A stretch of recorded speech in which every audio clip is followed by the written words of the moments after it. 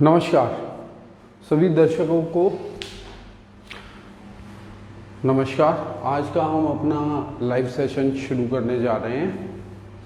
तो आज के सेशन में हम लोग वैसे ही जैसे हमने लास्ट एक सेशन किया था, ऐसे ही एक जनरल सेशन है।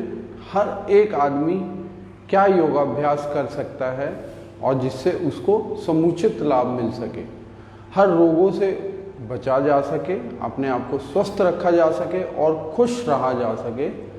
इस प्रकार से कैसे हम उसको अपना योगाभ्यास कैसे उसकी दिनचर्या कैसे अपने योगाभ्यास को अपनी दिनचर्या में डाल के रख सकते हैं, उसके बारे में आज हम थोड़ा सा बात करते हैं। तो स्टार्टिंग हम करते हैं प्राणायाम से। प्राणायाम करने के लिए एकदम कमर गर्दन सीधी करके बैठना बहुत आवश्यक है। तो उसके लिए चाहे तो कोई ऊंचा सा कोई तकिया रख लें या अपना जहां आपकी कमर गर्दन सीधी हो सके इतनी हाइट आप जमीन से ले लें ऊपर। तो कोई आसन ऐसा लगाएं कि जिसमें कमर गर्दन सीधी करके आप ज़्यादा देर तक बैठ सकें। कुछ योगाभ्यास करने के लिए ज़रूरी बातें हैं, वो भी मैं आप लोगों को बता दूं। योगाभ्यास करते हुए कुछ चीज़ों का विशेष ध्यान रखना चाहिए। जहाँ भी आप योगाभ्यास कर रहे हैं वो जगह खुली हो, हवादार हो, वहाँ ज़्यादा नमी ना हो। नहीं तो होता क्या है, जैसे कई जगह दीवारों पर नमी है, पानी जमा है, मच्छर हैं, बहुत ऐसी परेशानियाँ होती हैं, कीड़े हैं। तो कई बार योगाभ्यास करते हुए जैसे 1 घंटा हमें लगाना है तो आधा टाइम उन्हीं के ध्यान में चला जाता है। और खुला स्थान होना चाहिए। खुला स्थान है, खुली हवा है। खुले स्थान से मेरा मतलब है जहाँ पे हवा का आवागमन हो, और अगर पॉसिबल हो तो बेशक नेचुरल प्रकाश भी वहाँ आता हो। हवा का आवागमन जो है वो, अगर हम प्राणायाम कर रहे हैं तो प्राणायाम में तो हवा का जो आवागमन है वो ऐसा होना चाहिए कि फ्रेश एयर अंदर आती रहे एक तरफ से और दूसरी तरफ से वो बाहर जाती रहे। क्रॉस वेंटिलेशन अच्छा हो, नेचुरल लाइट हो, साफ सुथरा हो। इन थोड़ी सी चीज़ों का आप ध्यान रखें। अगर पॉसिबल है तो ग्रीनरी हो, वहाँ पर ऐसा स्थान हो तो ज़्यादा लाभ करता है। तो चलिए हम शुरू करते हैं आज का अपना पहले प्राणायाम। प्राणायाम में हमें पहले करना है सहज प्राणायाम। सबसे पहले कमर गर्दन सीधी करके बैठे, फिर आंखें बंद, सहजता से सांसों को धीरे धीरे लिया, धीरे धीरे छोड़ा। पहले 2-3 सांस लंबे गहरे।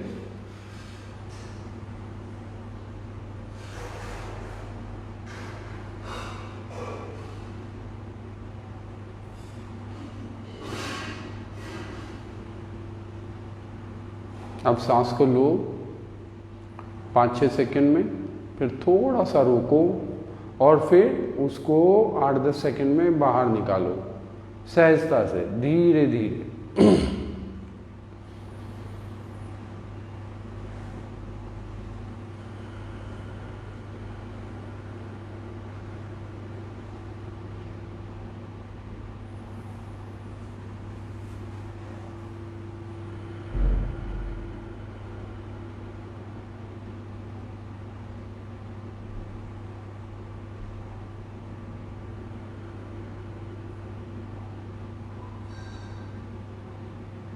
अब थोड़ा मन स्थिर होने के बाद अब हम कपालभाति शुरू करेंगे।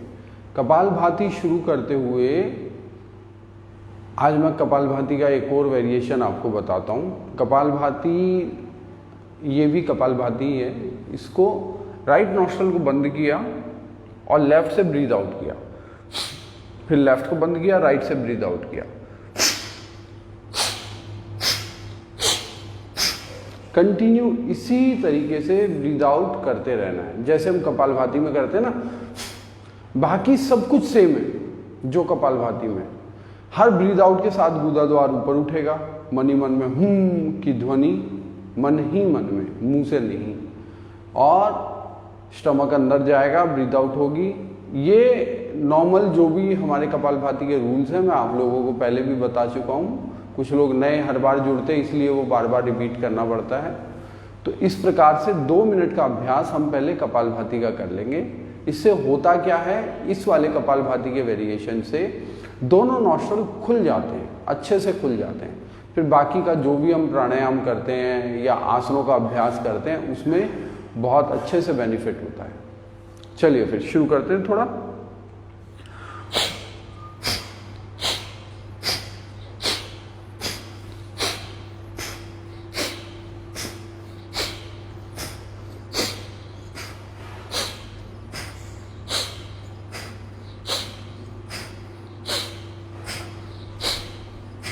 करते रहें आप इसको, साथ साथ में थोड़ा बता भी देता हूँ। जैसा कि मैंने पहले भी बताया था, आप लोगों को दिखाने के लिए मैंने उंगलियां नीचे करके प्राणायाम किया। फिर उसके बाद पहली 2 उंगलियां आप माथे पर रखें, आईब्रो सेंटर पर। रिंग फिंगर और लिटिल फिंगर से आप राइट आर्म के लिटिल फिंगर और रिंग फिंगर से आप लेफ्ट नॉस्ट्रल को बंद करेंगे और राइट आर्म के अंगूठे से आप राइट वाले नॉस्ट्रल को बंद करेंगे। इन्हीं को चेंज करते रहना है 2 मिनट के लिए।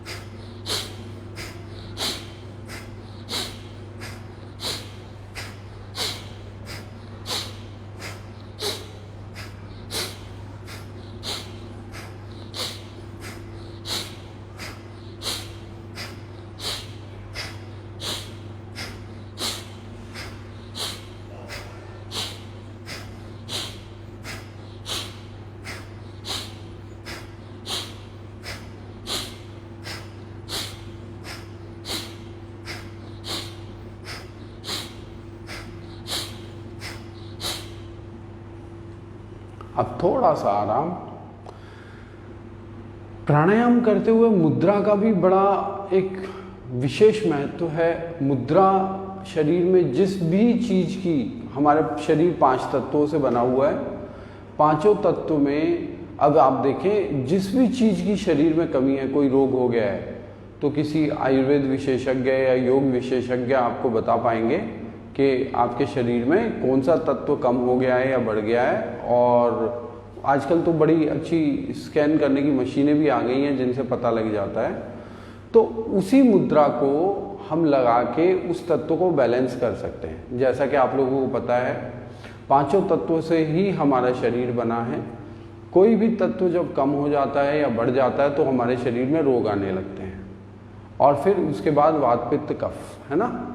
तो इन चीज़ों को सम करने के लिए उस तत्व को बैलेंस करना जरूरी है। तो मुद्रा का जो विशेष महत्व है एक जनरल प्राणायाम में वो है कि जिस भी तत्व की कमी शरीर में हुई है या बढ़ा हुआ है उसको बैलेंस करने के लिए उस तत्व की मुद्रा हम लगा लेते हैं जिससे कि वो ठीक हो जाता है। अब जैसे कि हम बात करते हैं, ये 5 उंगलियां हाथ में होती हैं, ये अग्नि तत्व है। जो अंगूठा है हमारा ये अग्नि तत्व है। और फिर इसको आपने समझा है अग्नि तत्व है, इधर इसको आप समझे ये जल तत्व है जो सबसे छोटी उंगली है। जो रिंग फिंगर है वो पृथ्वी तत्व है। जो सबसे बड़ी फिंगर है वो आकाश तत्व है और ये वायु तत्व है। तो इस प्रकार इसको समझें। आप जो भी कमी है उस प्रकार से वो वाली मुद्रा आप लगाएं, उससे उतना लाभ आपको मिलेगा। या फिर एक मास्टर की मैं आप लोगों को बता देता हूँ, ये गणपति मुद्रा है, इसको आप लगा लें ऐसे करके, मुट्ठी बंद और इन 2 फिंगर के बीच में ऐसे अंगूठा रख के टाइट बंद करके उसको रख लें। ये गणपति मुद्रा है। इसको लगा के कोई भी प्राणायाम या अभ्यास या मेडिटेशन किया जाता है उसका असर काफ़ी हद तक बढ़ जाता है, तो उसका बेनिफिट भी काफ़ी बढ़ जाएगा। तो इससे थोड़े से में ही बहुत ज़्यादा फायदा हो जाता है। तो ये मुद्रा भी साथ में हमें रखनी चाहिए। तो कोई भी समझ में ना आए तो गणपति मुद्रा लगाओ, ये मास्टर की है, ऑल इन वन है, सारे तत्व इसी से बैलेंस हो जाते हैं। अच्छा, और गणपति जी जैसे विघ्न हरने वाले हैं ना, गणपति जी उनकी विशेषता है, विघ्नहर्ता बोलते हैं उनको। तो कोई भी विघ्न जो शरीर में होता है, कोई भी रोग होता है, वो इससे ठीक हो जाता है। और अगर ध्यान करते हुए भी लगाते हैं तो ध्यान भी गहरा लगता है। ध्यान में जो भी परेशानी होती है या कंसंट्रेशन अच्छे से नहीं हो पाता है तो वो गणपति मुद्रा लगाने के बाद थोड़ा सा इजीली होने लगता है। अब नॉर्मल कपालभाति हम करेंगे।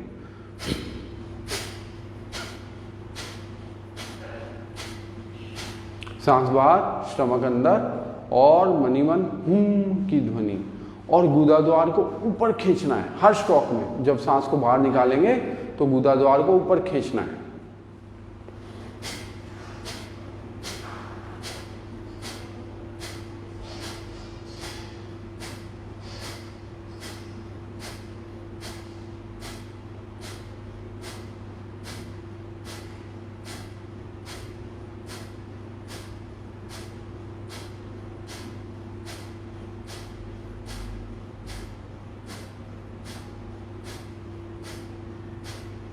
एक बात का स्पेशली ध्यान रखें, कपालभाति करते हुए 1 सेकंड में एक स्ट्रोक आए, 1 सेकंड में एक स्ट्रोक आए। ये कपालभाति की सेफ प्रैक्टिस है।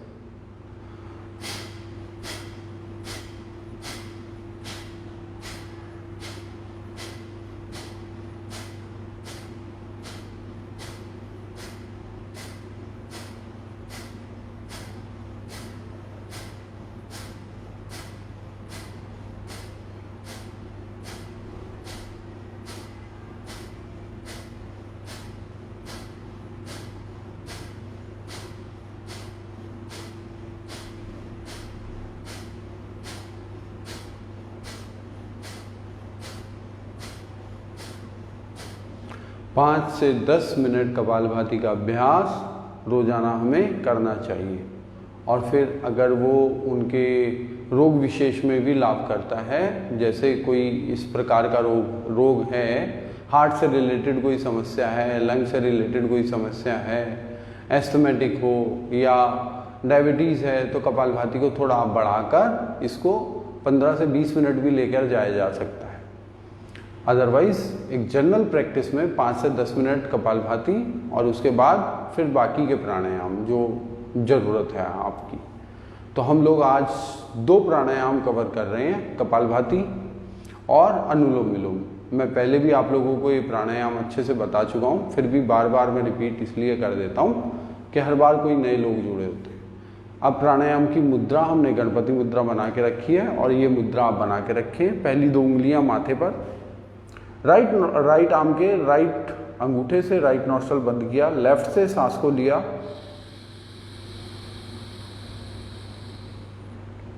और फिर राइट से निकाला धीरे धीरे,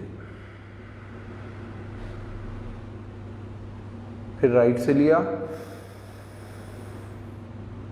और धीरे धीरे लेफ्ट से निकाला।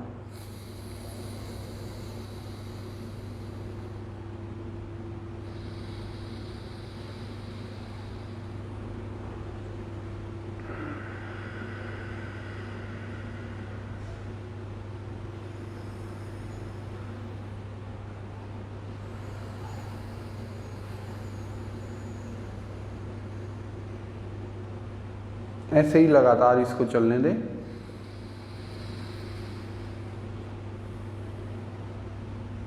अगर कोई हमारे बीच ऐसे भी हैं जिनको किसी भी प्रकार का कोई रोग नहीं है और पूर्णतः स्वस्थ हैं, तो वो इसी में थोड़ा सा बीच में होल्ड भी करें। सांस को लिया, फिर थोड़ा रोकें, 2-4 सेकेंड, 5 सेकेंड, जितना आपकी क्षमता है उस हिसाब से इसको थोड़ा रोकें। फिर दूसरे नॉस्ट्रल से धीरे धीरे उसको बाहर निकाल दें। फिर सेम दूसरे नॉस्ट्रल से इनहेल किया, फिर सांस को रोका और फिर नॉस्ट्रल चेंज करके दूसरी साइड धीरे धीरे निकाल दिया। तो चलिए अभ्यास करते हैं।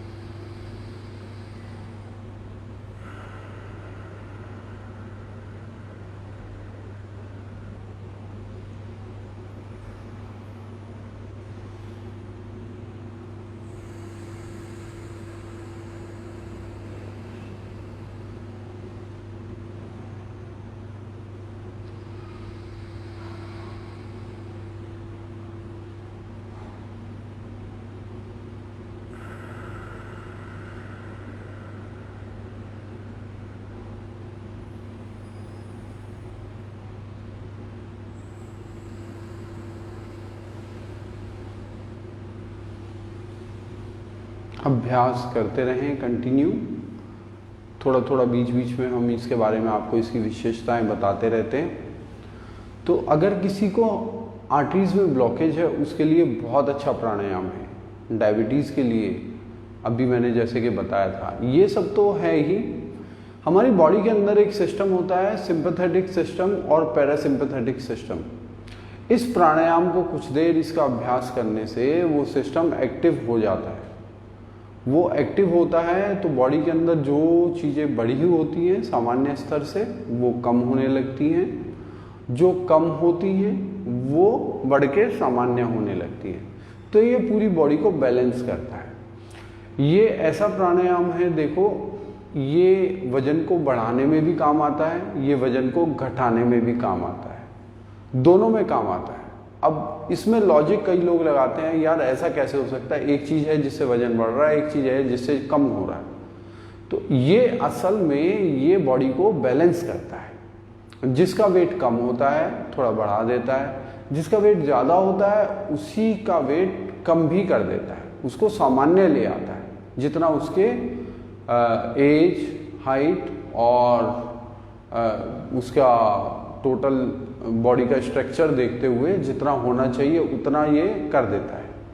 तो ये बॉडी को बैलेंस करता है। कोई भी रोग किसी भी चीज़ के बढ़ने या घटने से हुआ है उसको वो सामान्य लाके उस रोग को भी ठीक कर देता है और कुछ ही दिन में इसका रिजल्ट बहुत अच्छे से दिखता है। कई लोगों पे मैंने देखा है जिनका SGPT, SGOT बढ़ा हुआ था, लीवर के कुछ टेस्ट होते हैं, उनकी रिपोर्ट्स अगर मैंने देखी तो उसमें ये सब चीज़ें बढ़ी हुई थी, कोलेस्ट्रॉल बढ़ा हुआ था और आर्टरीज में ब्लॉकेज थी। इसका अभ्यास करने से बिल्कुल एकदम बैलेंस हो गए, वो एकदम नॉर्मल स्थिति में आ गए और बहुत टाइम नहीं लगा। कपालभाति और अनुलोम विलोम दोनों के प्राणायाम से, दोनों प्राणायामों के अभ्यास से लीवर के रिपोर्ट तो कुछ ही टाइम में नॉर्मल आ गए। 1 महीना भी नहीं लगा, 1 महीने से पहले ही नॉर्मल आ गए। बहुत लोगों में हमने देखा है। भैया बड़ा काम के प्राणायाम है, करना चाहिए इनको। चलिए थोड़ा और करते हैं।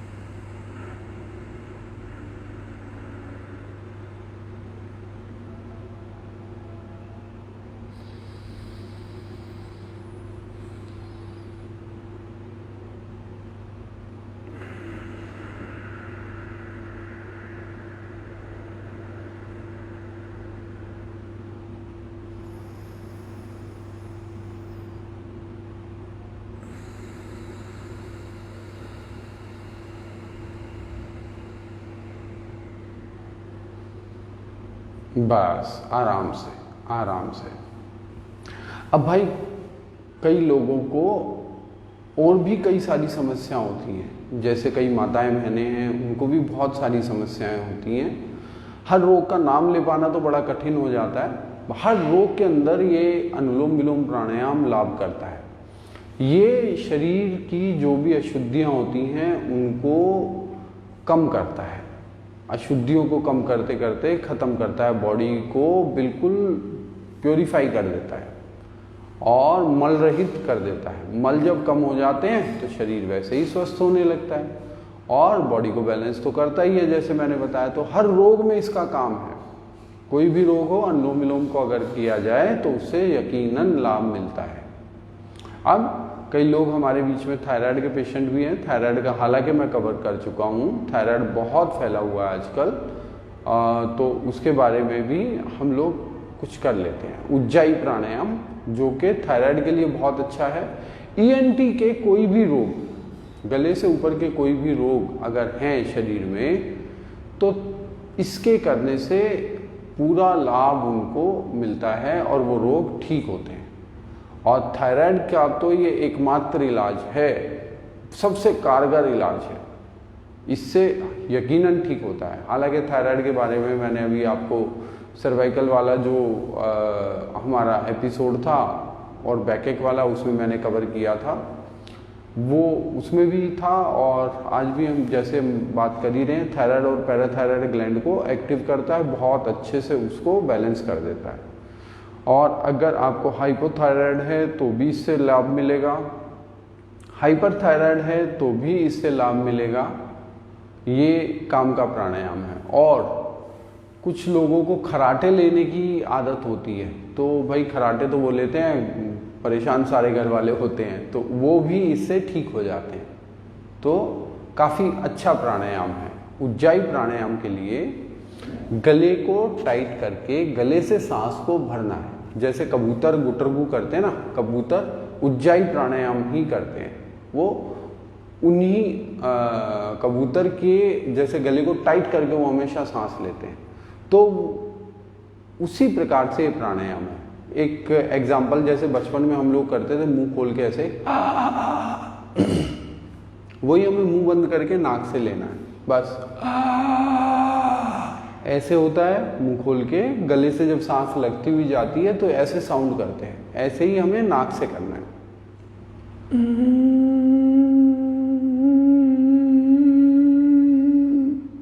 ये जो साउंड है, इनहेल करते हुए ये साउंड आना चाहिए ऐसे, और फिर जब पूरा सांस भर जाए तो लेफ्ट नॉस्ट्रल से धीरे धीरे ब्रीद आउट कर दें, या फिर लेफ्ट नॉस्ट्रल से ना करके आप आराम से भ्रामरी करते हुए ब्रीद आउट कर दें। भ्रामरी करते हुए जब ब्रीद आउट करते हैं तो इसकी एफिशिएंसी और बढ़ जाती है और ये गले के लिए और भी कारगर हो जाता है। चलिए तो शुरू करते हैं। पहले सांस को भरा, गले को टाइट किया, मुंह को बंद किया, नाक से सांस भरा,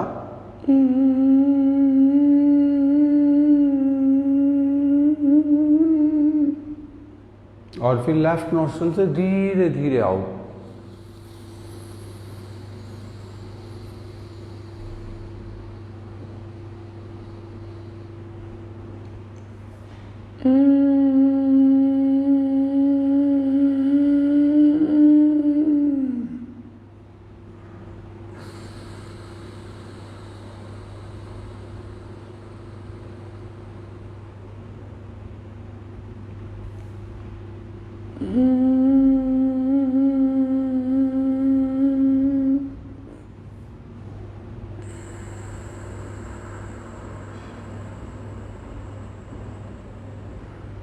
ये प्राणायाम आपके माइग्रेन को भी ठीक करता है।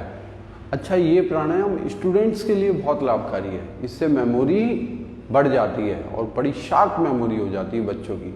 बच्चे जब भी पढ़ने बैठें 5 मिनट ये प्राणायाम करके फिर पढ़ने बैठें तो ध्यान अच्छा लगेगा, विचार ऊंचे आएंगे, छोटे विचार नहीं आएंगे, ऊंचे विचार आएंगे, और जो पढ़ेंगे वो जल्दी से याद होगा। या आप भी अपने जो भी ऑफिस का काम करते हैं या जिसमें ज़्यादा दिमाग को यूज़ करना होता है, बहुत सोच समझ के बड़ा गहन विचार करते हुए जो काम हम करते हैं, उस काम को करने से पहले 5 मिनट अगर आप उज्जाई प्राणायाम कर लें तो वो ज़्यादा अच्छे से आप कर पाएंगे। तो ये प्राणायाम बहुत बढ़िया है। इसका अभ्यास आप उठते बैठते चलते कभी भी इसका अभ्यास कर सकते हैं। और कई जगह तो योगियों ने लिखा है कि इसका अभ्यास करते रहना चाहिए, हर स्थिति में इसका अभ्यास करते रहना चाहिए।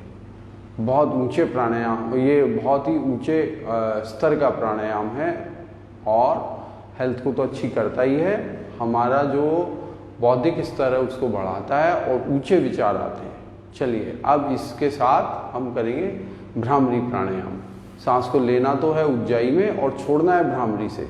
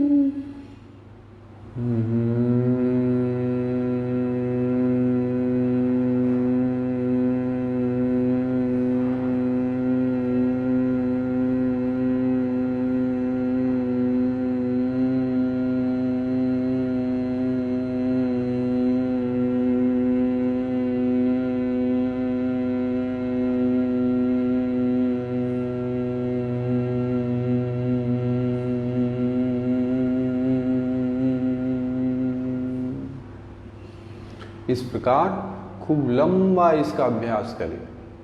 अच्छा भाई, अब इसके साथ में एक मैं आप लोगों को सिंहासन भी बता देता हूँ। सिंहासन के बारे में, सिंहासन भी थायराइड ग्लैंड को ठीक करने के काम आता है और सिंहासन बड़ा अच्छा आसन है और हृदय को मजबूत करता है और उसके साथ हमारे शरीर को भी मजबूत करता है। और ये जो मौसम है इसमें सिंहासन जरूर करना चाहिए।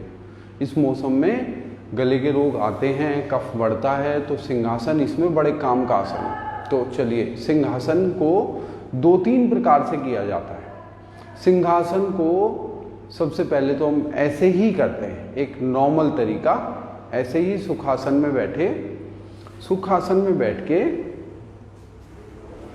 और दोनों हाथों को हमने ऐसे रखा जमीन पर, हाथों को ऐसे रख लिया, ऐसे ऐसे, और थोड़ा सा चेस्ट को उठाया और फिर गले को, जीभ को पहले बाहर निकाला और गले से साउंड करते हुए शेर की तरह से दहाड़ना है। जीभ को पूरा बाहर निकाल के चिन के पास और आईब्रो सेंटर पर देखना है, ऐसे जैसे शेर दहाड़ता है ऐसे करके हमें करना है।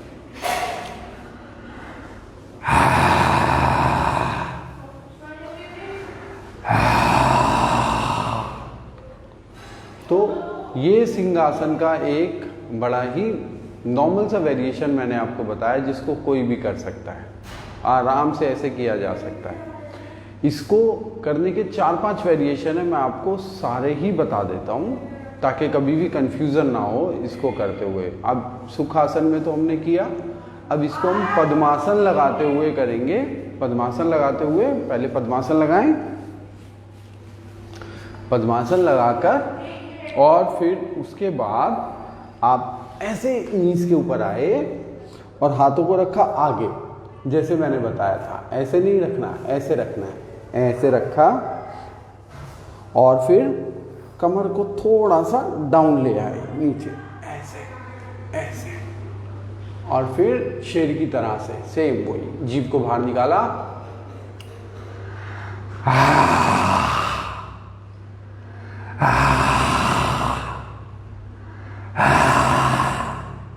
तो एक सिंहासन का वेरिएशन हमारा ये था।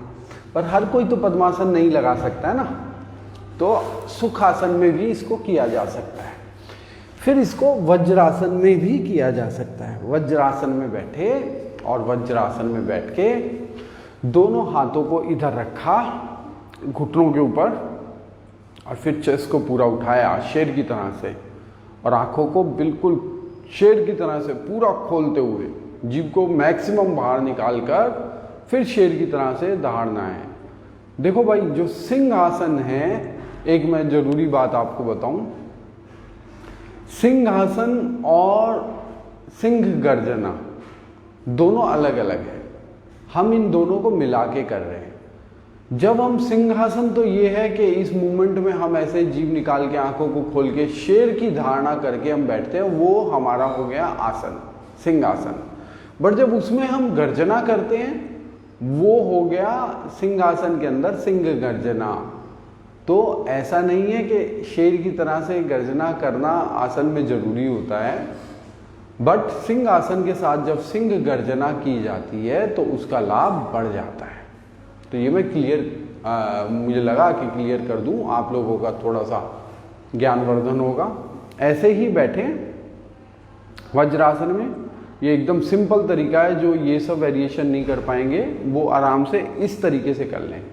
जीभ बाहर, गले को टाइट किया और आईब्रो सेंटर पर देखा, आंखों को खोलते हुए चेस्ट उठाया,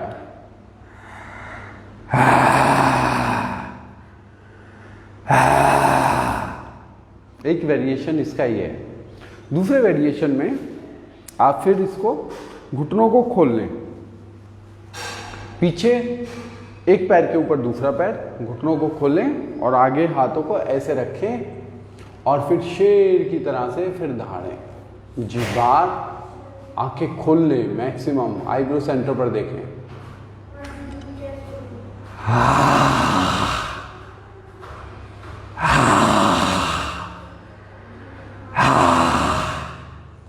ये करते हुए जो भी स्लाइड आता है उसको गटक जाएं और गले पे ऐसे मालिश कर दें।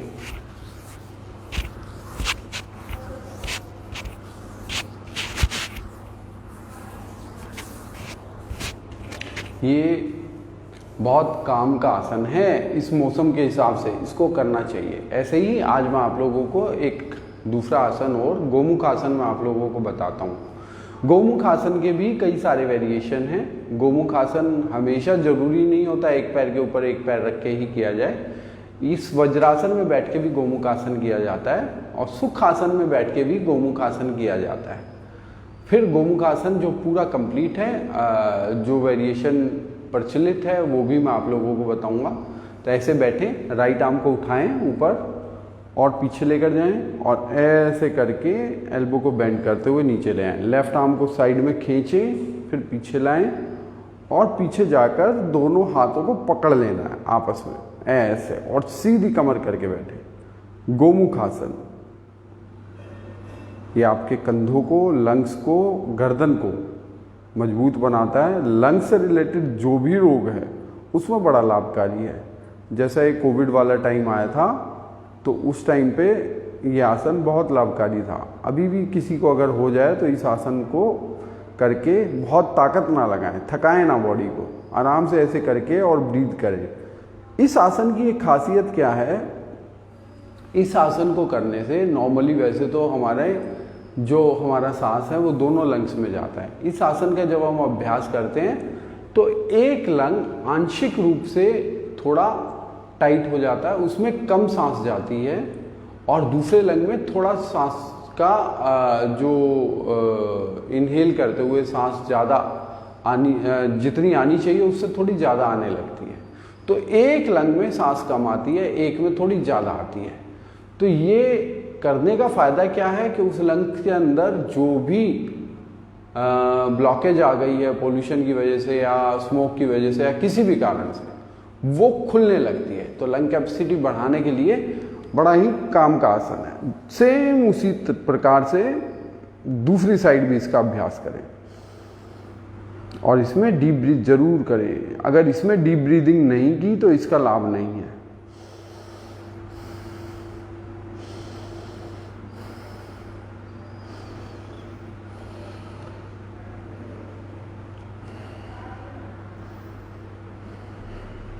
देखें भाई, ऐसे एक तो वेरिएशन ये हो गया। अब जो इसका सबसे ज़्यादा प्रचलित वेरिएशन है वो है ये, ऐसे आप आए और लेग्स को ऐसे क्रॉस कर लें, ऐसे क्रॉस करके और पीछे आप अपनी नीचे वाले पैर की हील के ऊपर बैठ जाएं। आपकी हील के ऊपर आपका गूदा द्वार आए। अगर आपका गूदा द्वार मल त्याग करने का स्थान अगर हील के ऊपर आता है तो इससे और भी कई लाभ होते हैं। जो भी हमारे अपान वायु के बिगड़ जाने से जो भी रोग होते हैं वो सब इसके करने से उसमें भी लाभ होगा। तो जो पैर ऊपर है वो वाला हाथ ऊपर रख के फिर गोमुखासन, ऐसे गोमुखासन किया जाता है। ये सबसे ज़्यादा प्रचलित गोमुखासन का वेरिएशन है। डीप ब्रीथ जरूर करनी है।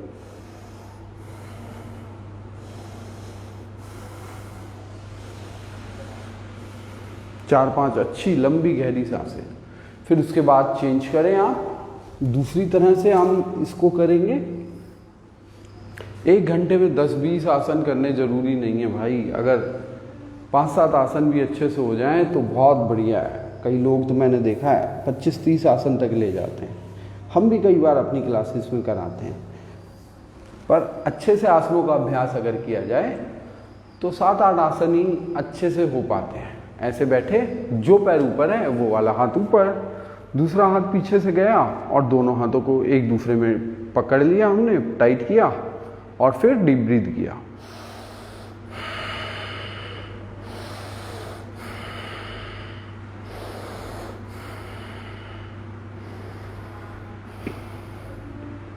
ऐसे अब आराम से। इसी को सुखासन में भी किया जा सकता है। सुखासन में मैं जल्दी से इसका बताऊं ताकि कुछ नया हम कर पाए। ऐसे सुखासन में बैठ के भी इसका अभ्यास किया जा सकता है। पद्मासन में बैठ के भी इसका अभ्यास किया जा सकता है। ऐसे, फिर डीप ब्रीथ, फिर चेंज कर लो हाथों को, फिर डीप ब्रीथ। असली जो काम है वो ऐसे हाथ उठा के एक हाथ उठाया, दूसरे हाथ से पीछे से जब हम फिंगर टाई करके ऐसे उठाते हैं, असली काम वो है गोमुखासन में। नीचे बैठने का अभ्यास आप अगर क्रॉस करके नहीं बैठ पाते हो वज्रासन में पैर को, तो आप सुखासन में भी कर सकते हैं, तो भी उतना ही लाभ आपको मिलेगा। ऐसा कुछ नहीं है। अपनी शरीर की स्थिति देखें, अपनी कैपेसिटी के हिसाब से आसनों का अभ्यास करें, वो ज़्यादा अच्छा रहता है। अच्छा भाई, अब इसके बाद हम लोग करते हैं एक उष्ट्रासन का अभ्यास। उष्ट्रासन के लिए हमें ऐसे करके नीज के ऊपर खड़े होना है, ऐसे। अच्छा देखो, अगर किसी की फ्लेक्सिबिलिटी कम है या नीज थोड़े सेंसिटिव हैं तो नीज के नीचे कोई चद्दर रखें, बेडशीट रख लें, उसको फोल्ड करके वो लगा लें तो कुशन थोड़ा बढ़ जाता है। फिर अगर कोई बैकबेंड ज़्यादा नहीं कर सकता तो ऐसे करके कोई प्रॉप ले लें, कोई तकिया ले लें या कोई टेबल रख लें, पीछे टेबल के पास जाके कर लें। इसको ऐसे करके रख लें और ऐसे इसको पैरों पर रख लें पहले तो, और फिर इसका अभ्यास करें। कमर पर हाथ रखे, बैकबेंड किया और फिर ऐसे करके दोनों हाथों को पिलो पर रखा, गर्दन को पीछे लटका दिया, फिर इसका अभ्यास करें। अब मान लो ये किसी को इससे थोड़ा ठीक है तो वो यहां जमीन पर रख ले इसको और फिर इसका अभ्यास कर ले। ऐसे करके पिलो पे हाथ रखा और कमर को फिर आगे धक्का दे, गर्दन पीछे लटकाए और किसी को अगर प्रॉब्लम नहीं है तो फिर इसकी आवश्यकता हमें नहीं है, इसको हम साइड में रखते हैं। फिर आप सीधा पैरों को ऐसे रखकर कमर पे हाथ रखा, बॉडी को आगे धक्का दिया, राइट आर्म को घुमाते हुए लाए राइट हील पर, लेफ्ट आर्म को घुमाते हुए लाए लेफ्ट हील पर, और फिर रोका।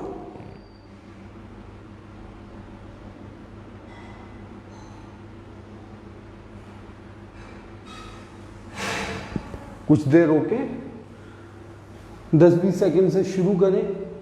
स्टार्टिंग में अगर पहली बार कर रहे हैं तो 1-2 सेकंड ही हो पाता है, उतने से ही करें। फिर धीरे धीरे बढ़ाते हुए इसको हम 10 second, 20 second, 30 second, 1 minute, 2 minute ऐसे करके इसको 2-3 मिनट तक लेकर जाएं। इसका अभ्यास जब इतना हम करने लगते हैं तो बहुत लाभकारी आसन है ये, कमर के लिए, गर्दन के लिए बहुत लाभकारी आसन है, शोल्डर्स के लिए, और शरीर को मजबूत करता है। पेट भी कम होता है भैया इससे। अच्छा, अब इसके बाद हम करेंगे शशांक आसन। शशांक आसन के लिए इसके भी 2-3 वेरिएशन है शशांक आसन के, तो मैं आपको ऐसे करके बताऊं तो आप ज़्यादा अच्छे से देख पाएंगे। चलो मैं दोनों तरीके से बताता हूँ। वज्रासन में बैठे, वज्रासन में बैठ के दोनों हाथों को ऐसे आगे लेकर जाएं, हाथों की उंगलियों को आगे लेकर जाएं, ऐसे पंजा बना के रखें और ऐसे कोहनियों को उठा के रखें, नीचे जाएं और रोकें। देखो भाई, शशांक आसन कई लोग ऐसे जाते हैं, ऐसे कर लेते हैं, है ना। तो इस प्रकार से नहीं, कमर को एकदम सीधा रखा, चेस्ट का जो सेंटर बोन है उसको ऐसे उठा के रखा, शोल्डर को रोल बैक किया।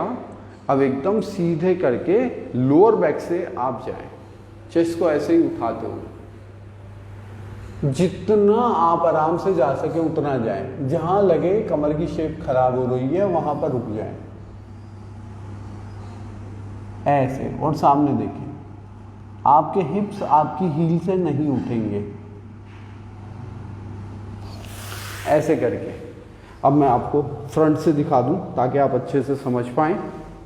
और कभी भी इसको, हमारे सेशन इसी प्रकार के होते हैं, हम हर आसन को इतना परफेक्ट तरीके से समझाने की कोशिश करते हैं ताकि पूरी लाइफ में आप उस आसन से रिलेटेड कोई भी मिस्टेक ना करें। ऐसे बैठकर दोनों हाथों के फिंगर टॉप नीचे रखकर कमर को सीधी करके नीचे आना है, ऐसे, और फिर 1-2 मिनट रोका, फिर धीरे धीरे वापस।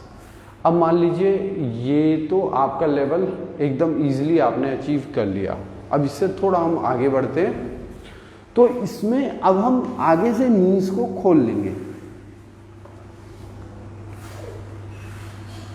इस आसन में आराम से ऐसे बैठे, घुटनों को खोल के, पीछे पैर के अंगूठे आपस में मिले होंगे, घुटने खुले होंगे, ऐसे बैठे, और फिर कमर गर्दन एकदम सीधी, और फिर कॉनकेव बैक करते हुए नीचे की तरफ आए, आते रहें, आते रहें, आते रहें। चिन को और चेस्ट को नीचे टच करके रखें, अपनी कलाई को उठा के रखें।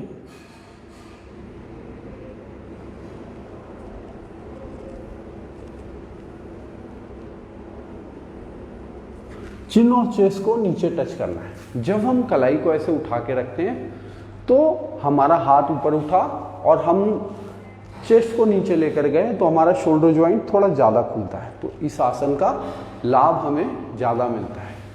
और कई लोग सीधा जाके ऐसे ही चेस्ट को लगाते हैं, उससे ज़्यादा अच्छा है कि आप ऐसे करके इसका अभ्यास करें तो लाभ डबल होगा। इस चीज़ का आप ध्यान रखें। इसके बाद हम करते हैं मार्जरी आसन। मार्जरी आसन के लिए, जिसे हम कैट पोज बोलते हैं, ऐसे आए, बिल्ली की तरह से शेप बनाएं। इसको भी 2 प्रकार से किया जाता है, मैं अभी दोनों बताऊंगा। हथेलियां नीचे रख के किया जाता है, कोहनियां नीचे रख के भी किया जाता है। ऐसे रख के कमर को ऊपर उठाएं, सांस को छोड़ते हुए कमर ऊपर उठाना है, या फिर डीप ब्रीथ के साथ आप आराम से सांस को आने जाने दें और क्रिया पे ध्यान दें, और फिर सांस को भरते हुए नीचे।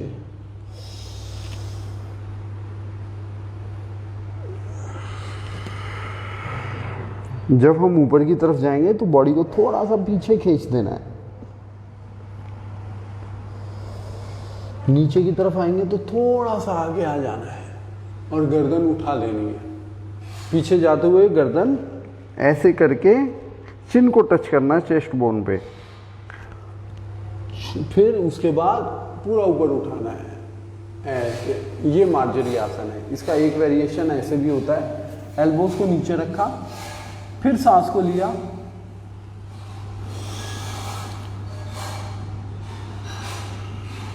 हाँ अब शुरू करते हैं। एक आधा सांस लेकर वहाँ पर नॉर्मल हो जाते हैं हम, फिर आसन के लिए तैयार हो जाता है शरीर। अब शुरू करें।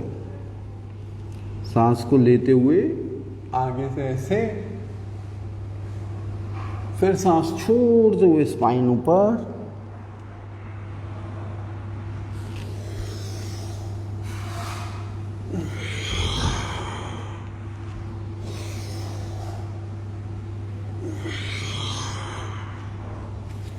हमारे ऋषियों ने बिल्ली को देख के आसन बनाया था, मार्जरी आसन।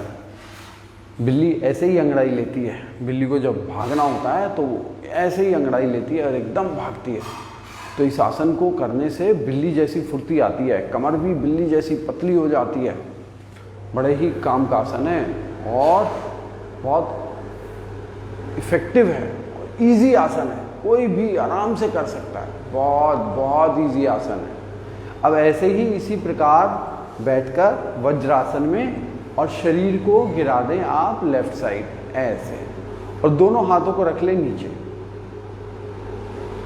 ऐसे हमने रखा, और फिर कमर को सीधा जितना हो पाए करके, और फिर ऐसे धीरे धीरे घूमना है, ट्विस्टिंग करना है। सांस को भरो, कमर उठाओ, थोड़ा और ट्विस्ट कर दो, सांस को भरो, कमर उठाओ और थोड़ा ट्विस्ट कर दो। 2-3 बार के अंदर इस आसन को पूरा करें, रोकें थोड़ी देर।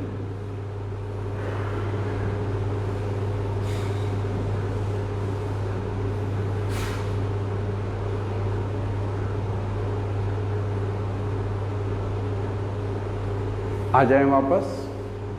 इसी प्रकार दूसरी तरफ। ये अर्ध मत्स्येंद्र आसन का बड़ा इजी वेरिएशन है। ऐसे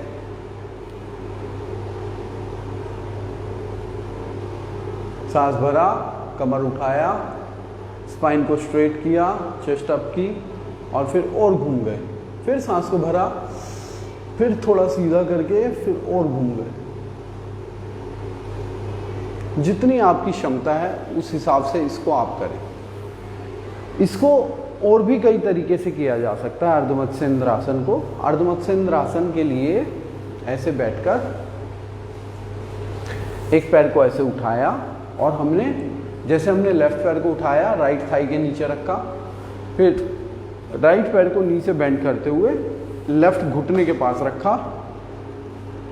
अब अपने लेफ्ट वाले आर्म को उठाया और सांस को भरा, और सांस छोड़ते हुए ऐसे ट्विस्टिंग करते हुए इसको हमने लगाया राइट घुटने से अपने ट्राइसेप को, और ऐसे हमने घूमकर दूसरे हाथ को कमर के पीछे से लाकर अपनी थाई पर रखा, या फिर इसको जमीन पे भी रख सकते हो आप, जैसी आपकी क्षमता है उस हिसाब से आप करें।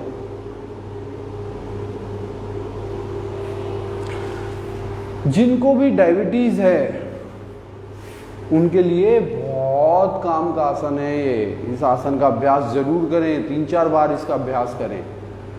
अब इसी को चेंज कर दिया हमने, दूसरी तरफ हम करेंगे। सेम रूल्स हैं सारे।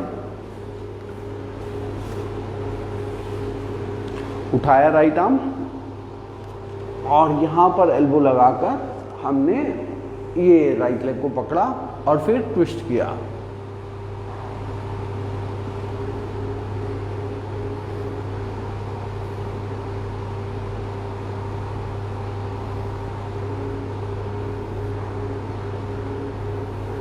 इस प्रकार से 2-3 मिनट तक इसका अभ्यास आप करें।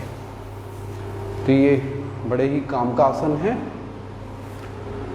तो आज का हमारा जो सेशन है वो एक वैसे तो जर्नल सेशन ही था, बट ये लंग्स और डायबिटीज़ वालों के लिए, पेनक्रियाज के लिए, थायराइड के लिए बहुत अच्छा एक सेशन हो गया, एक कैप्सूल कोर्स हो गया।